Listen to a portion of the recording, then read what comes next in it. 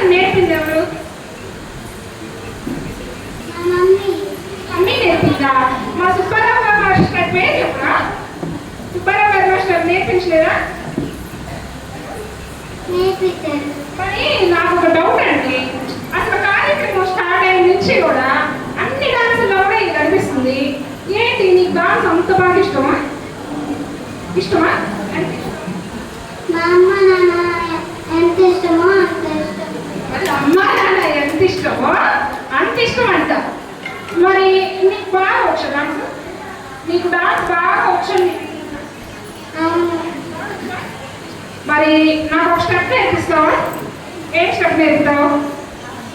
ఆ స్టెప్ నేర్పిస్తావా? ఏది చెయ్యి చేస్తావు ఇట్లాగా? ఇంతేనా? నాకు వస్తుందా మరి డాన్స్? రావట్లేదా? వస్తుందా? నువ్వే నేర్పావు కదా, నా డాన్స్ టీచర్ నువ్వే.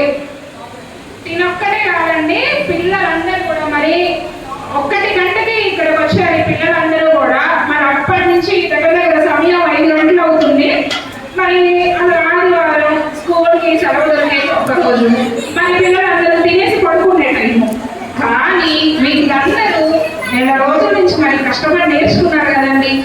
రోజు వీళ్ళని టీ షర్ట్లు ఒక నైట్ చూస్తూ ఉంటారు. మరి వీళ్ళందరూ చూడండి చక్కగా పుట్టబొమ్మలాగా ఎంత బాగా తయారు చేశారో. మీ అందరికీ డాన్స్ బాగా ఇష్టం కదా?